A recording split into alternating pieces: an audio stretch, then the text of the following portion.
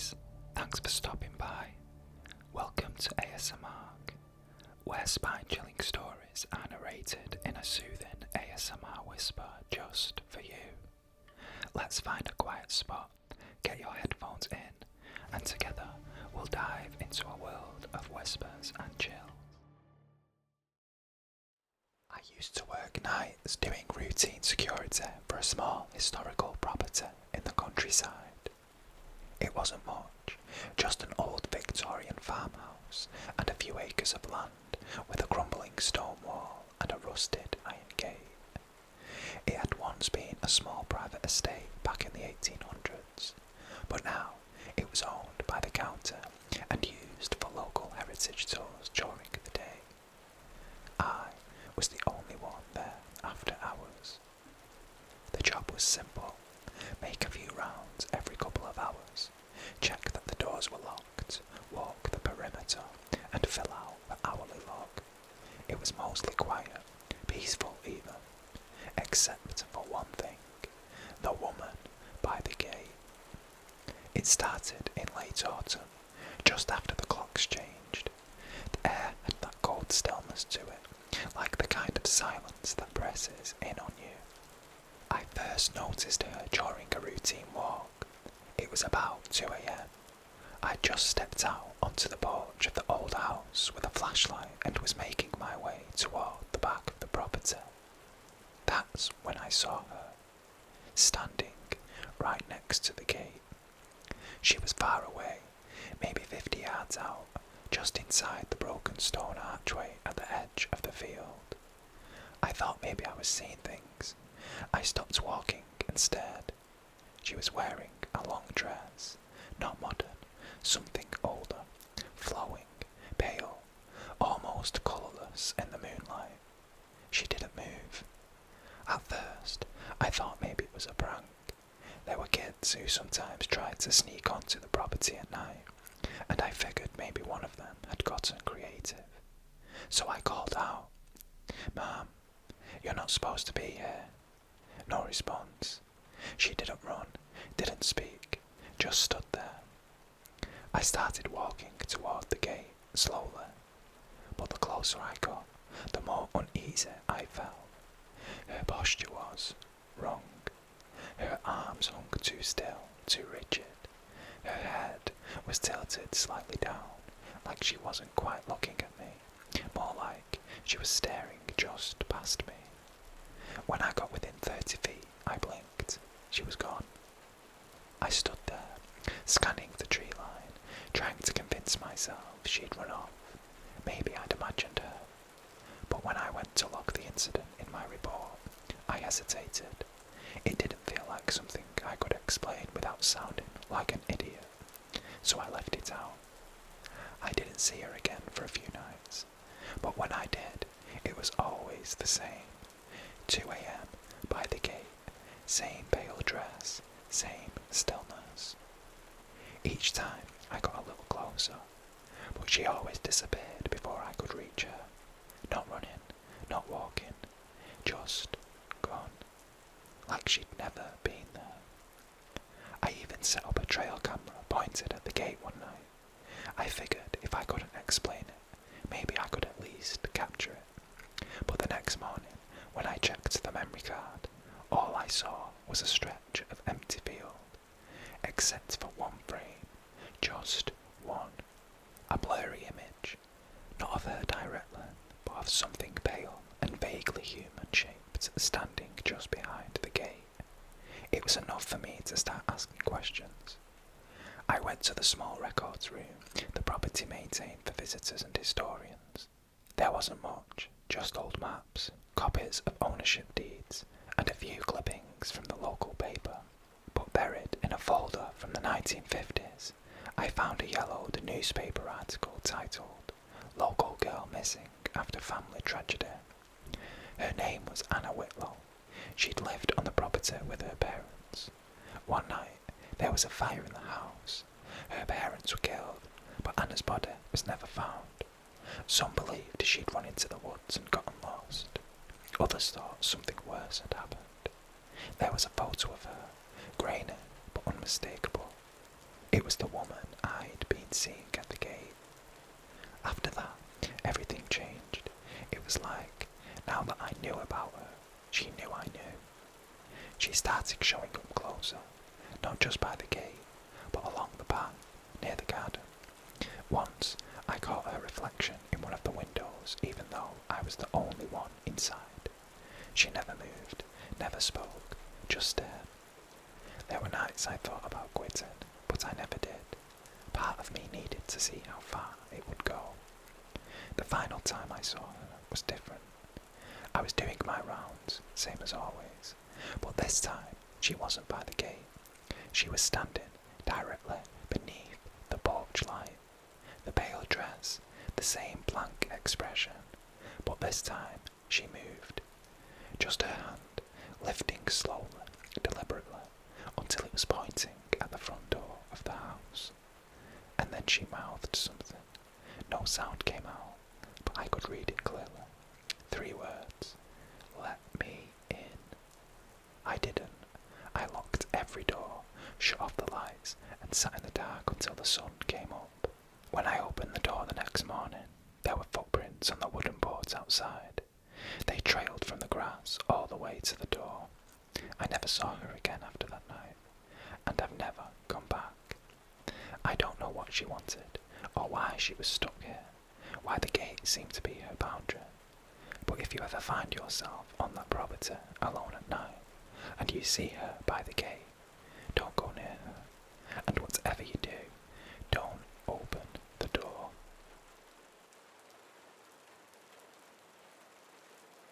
I used to work the graveyard shift at a gas station just off I-84, maybe 20 minutes outside a small town nobody really stops in. We were open 24 hours, but between midnight and 5 a.m, it was usually just me and the hum of the fluorescent lights. It wasn't a bad gig, quiet. Most nights I'd lean behind the counter, watching old horror movies on my phone, or flipping through battered paperbacks people left behind. Occasionally, a trucker would roll through, or some drifter would shuffle in half asleep and buy jerky and smokes. But there's one night I keep thinking about, and I honestly don't know what would have happened if I hadn't trusted my gut. It was sometime around 2:30 a.m, early November, cold, still, no wind at all. I stepped outside for a smoke. I always stood by the ice machine. You know, those big white ones with peeling block letters. Ours sat right against the building under a yellow bug-spattered light that buzzed faintly. I'd lit my cigarette and taken maybe 2 drags when I felt it. That weird static tension in the air. Like you're being watched. Like something's waiting to move. I glanced toward the machine and something caught my eye. There was a face behind it. Let me explain. The ice machine was pushed almost completely flush against the wall. There was maybe 3 inches of space between it and the siding, not enough for a person to hide behind. But I swear to you, I saw the edge of a face peeking out.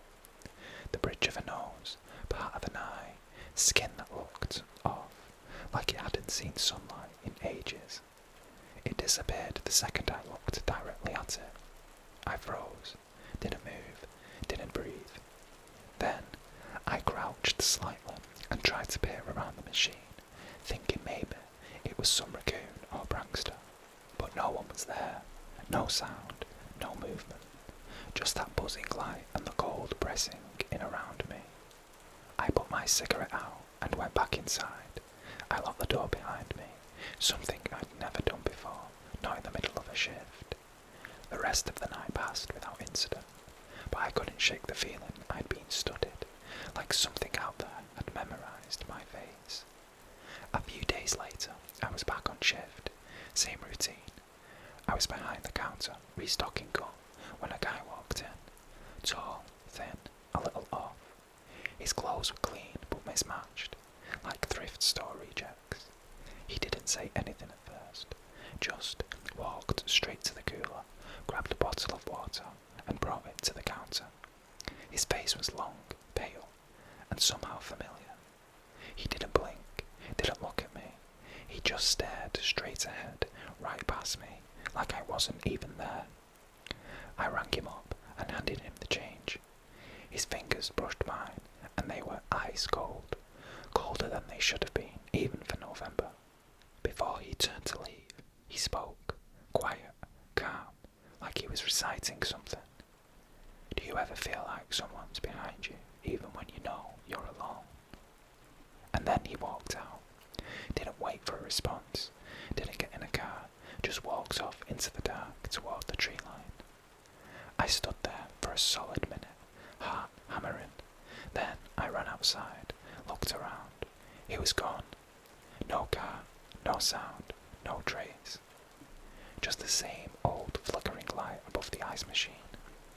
That was 5 years ago. I quit that job not long after. But every once in a while, I stop for gas somewhere late at night, and I always check the ice machine, because I swear to you, sometimes I see just a sliver of someone's face back there, waiting, watching, and I don't stop for long. I live in a quiet cul-de-sac where every house looks nearly identical. White siding, 2-car garage, tidy lawn, trimmed hedges. It's the kind of place where people wave from their driveways, but don't really know each other. You might learn your neighbour's first name if you've lived there 10 years. I've been here about 5, and the house directly across from mine has been empty the entire time. Or so I thought. The house in question is number 13. It's a small 2-story, same as mine. The lawn is mowed occasionally, likely by the HOA. No lights, no cars, just a blank, sleeping property with the blinds always drawn, except for the curtains upstairs. There's a front bedroom window with thin, off-white curtains, and sometimes only at night I notice them drawn just slightly open. The first time I noticed it, I thought nothing of it. Curtains move. Maybe the HOA had sent someone to inspect the place. But over the weeks, I started paying more attention, because the gap in the curtain would widen when I wasn't looking. 1 minute it'd be a sliver, then a half-inch wider, then fully open.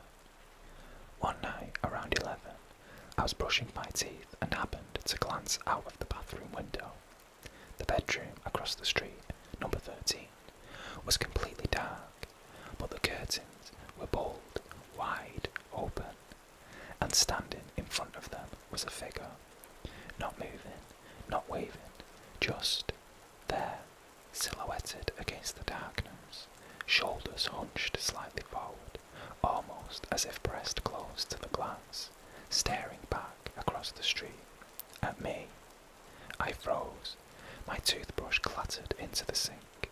I backed slowly away, switched off the bathroom light, and waited by the hallway, watching, holding my breath.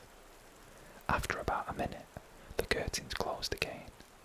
No flickering light, no motion, just that same slow, steady glide as the fabric returned to place. The next morning, I walked over just to look. I told myself I'd check the mailbox, see if there was any name on it, maybe listen for signs of occupancy. There was no name. The mail slot was sealed shut. The house looked untouched, like it was staged, not lived in. There was a layer of pollen on the windowsills and dust behind the glass. I knocked, nothing, walked around the side yard, hoping not to look like a creep. That's when I noticed something strange. The grass behind the house was dead in a wide oval shape, like someone had stood there repeatedly, night after night, looking out. That weekend, I called the HOA and casually asked them about the house. They told me it had been in probate for years. The previous owner died with no next of kin, and the county was still sorting it out.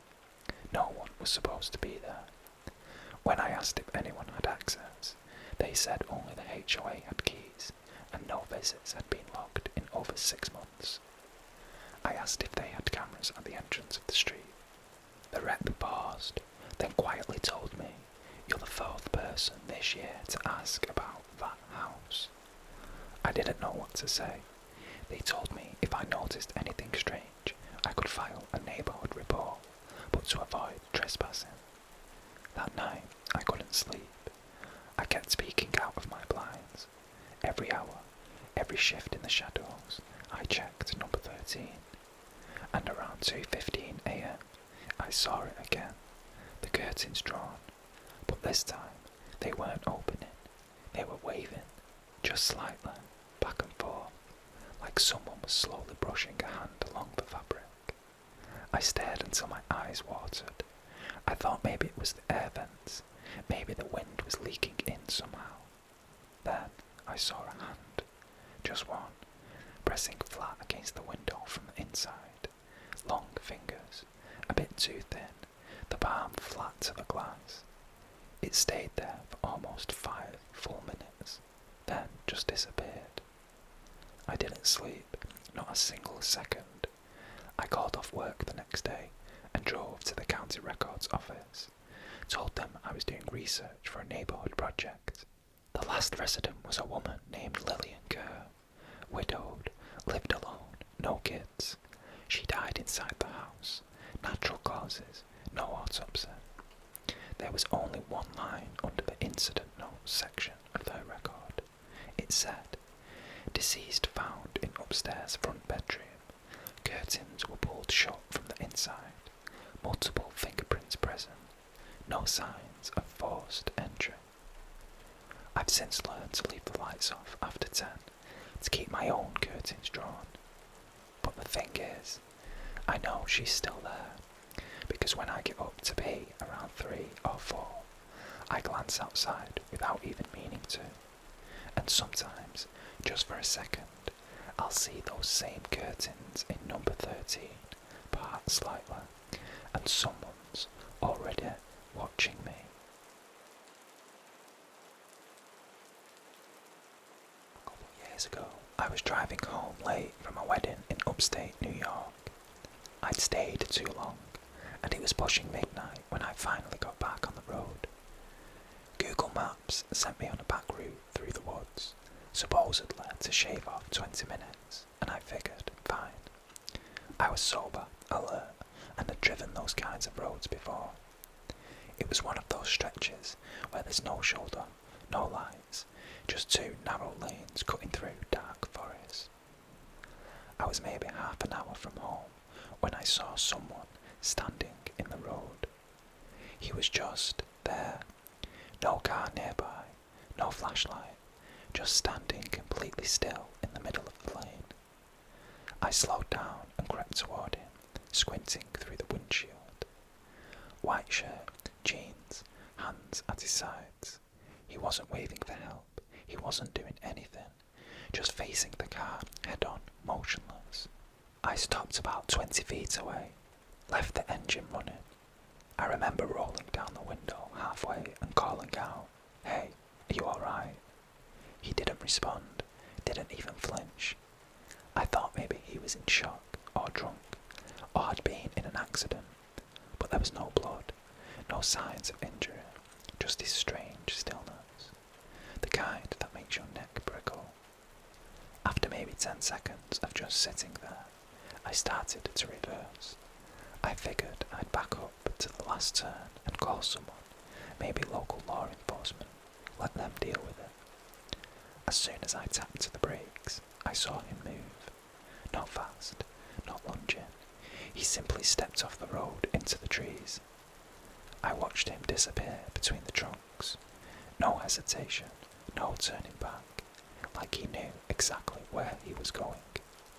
I stayed parked there for a full minute, just trying to process what I'd seen.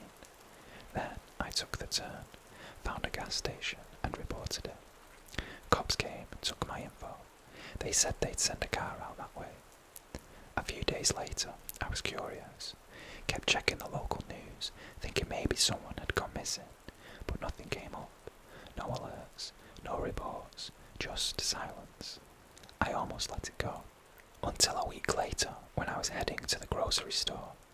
I was walking through the parking lot, pushing a cart back to my car when I saw him again. Same man, same clothes. He was walking slowly along the sidewalk near the storefronts, not looking at anyone. He didn't acknowledge me, just passed by like a stranger in a crowd. But the second I got in my car and looked in the rearview mirror, he was staring at me. Not walking, not blinking, just watching. I drove off, didn't go to that store again for weeks. Eventually, I started to think maybe it was a coincidence, that I was being paranoid, until the night someone rang my doorbell at 3:12 a.m. I live alone, I don't get visitors, and the street was dead quiet. I didn't answer, didn't even move. I just stood frozen in the hallway, staring at the door. Whoever it was didn't knock, didn't say a word, just stood there. I know, because I checked the footage the next morning. My doorbell cam didn't show anything on the sidewalk or the driveway.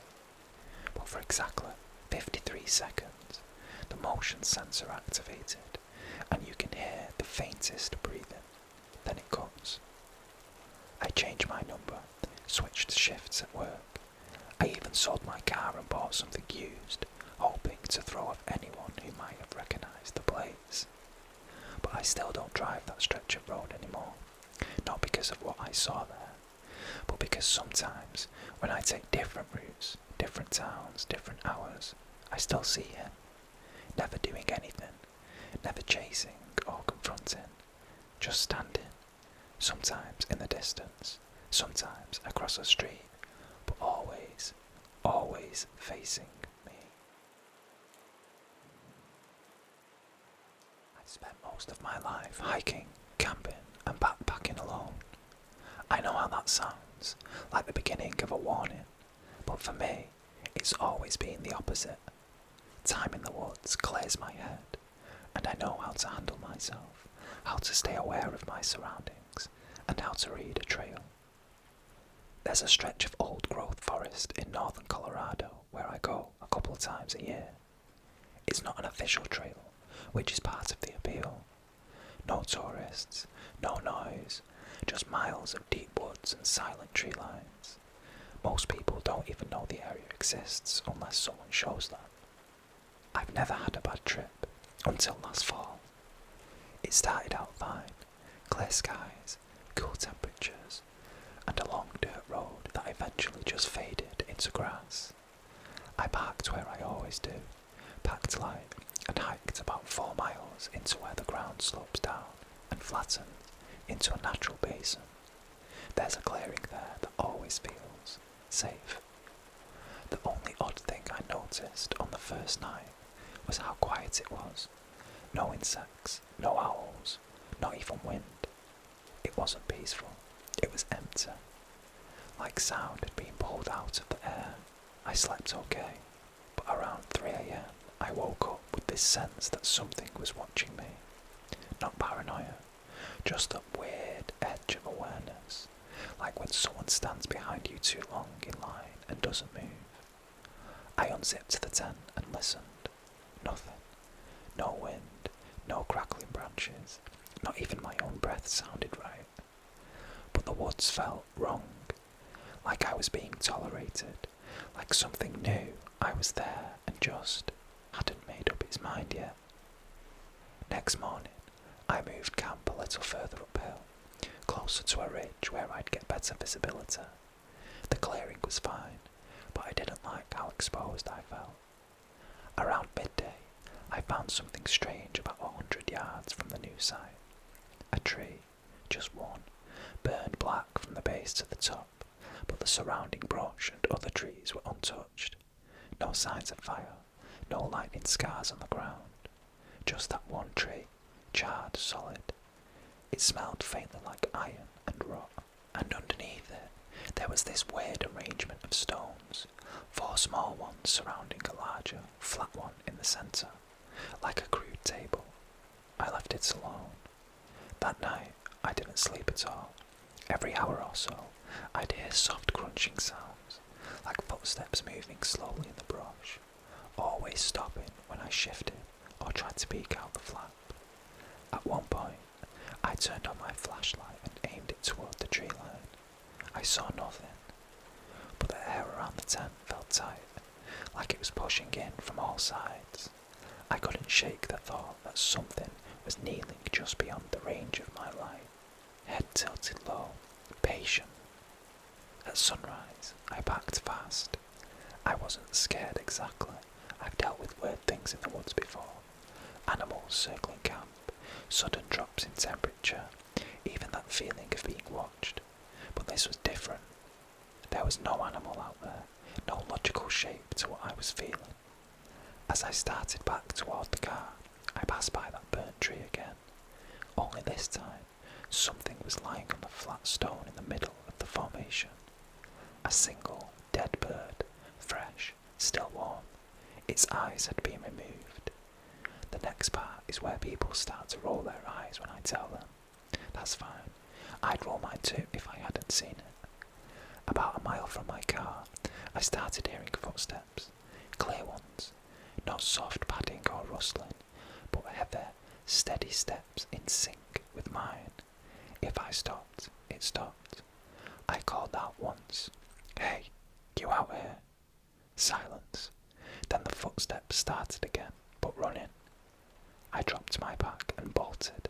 Didn't look back, didn't try to rationalise it. Whatever was following me didn't sound like it wanted to be seen. When I finally made it to the car, I slammed the door, started it, and peeled out without loading anything.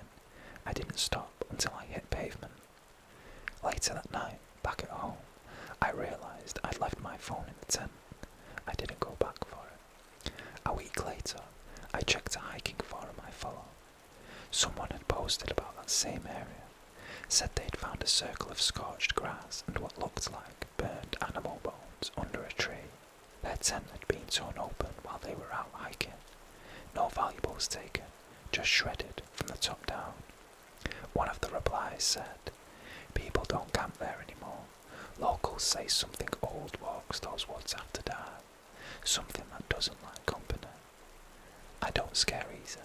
I've been in whiteouts, thunderstorms, even stalked by a cougar once. But I'll never go back there again. Some places don't want you, and they don't need to say it out loud.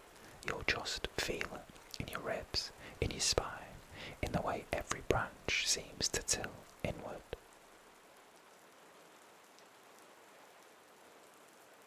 Last summer, I took a week off work to drive up the coast and clear my head.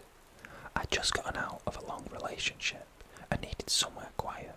No traffic, no screens, no people asking if I was doing okay. A friend of mine recommended this little fishing town in Maine. Said her uncle had a cottage he rarely used, right up by the cliffs. One of those old shingled places with a wood stove, thin walls, and a view of the harbour.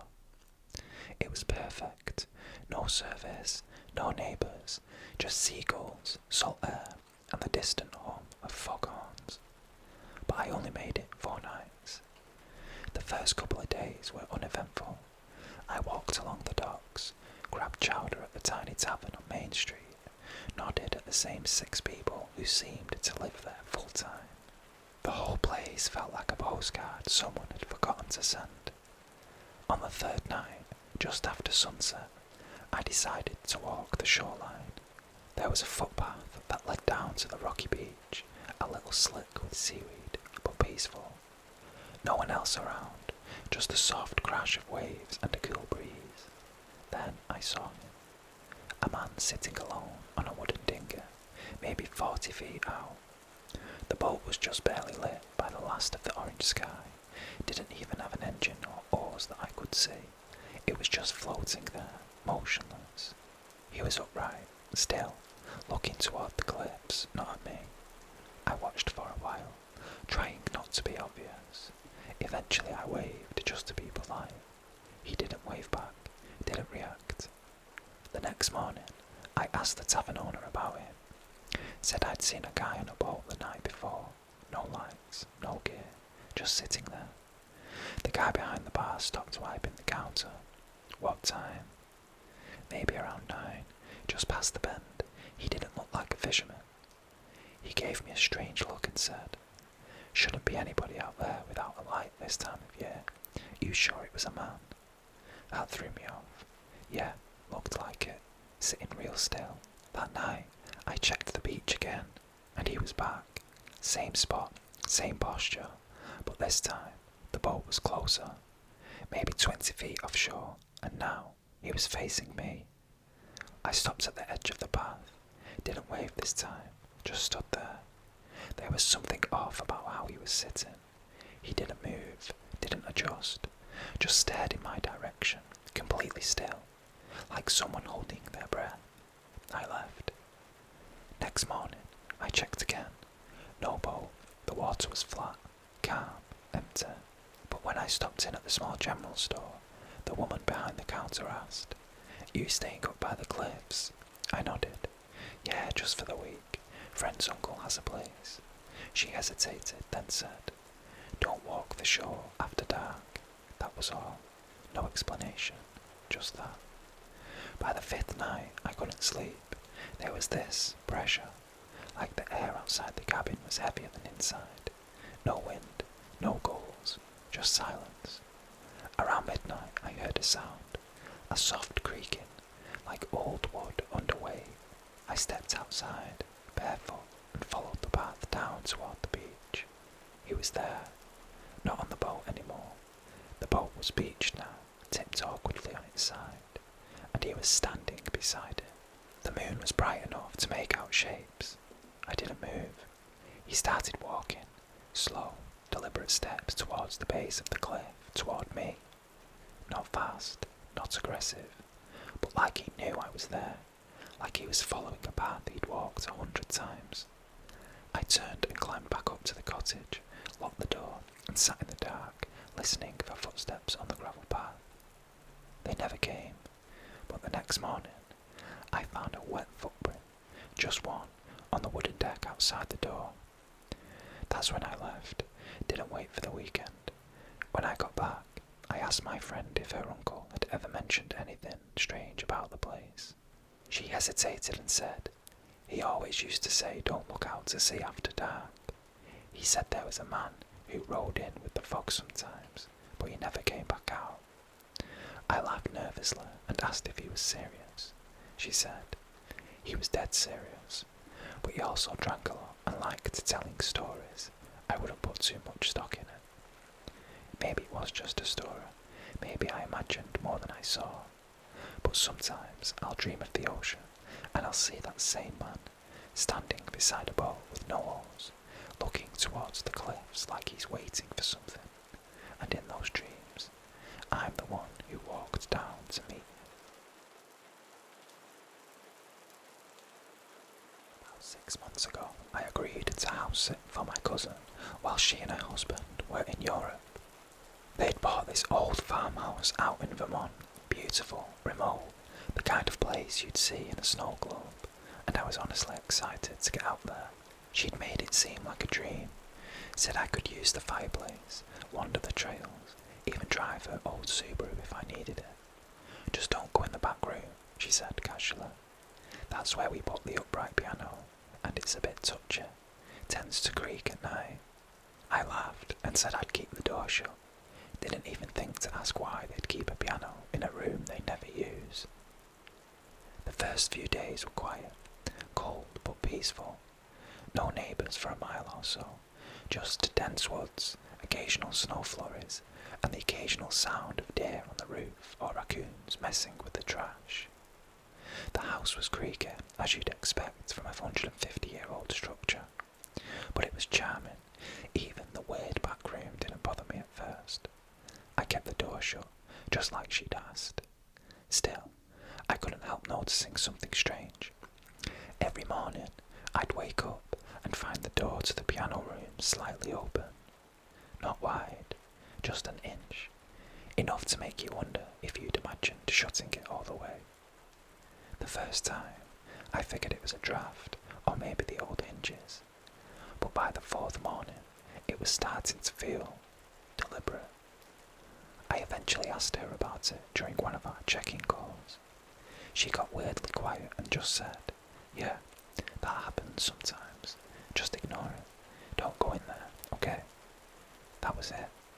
She changed the subject so fast it made me more curious. That night, I didn't sleep well. I kept hearing soft noises.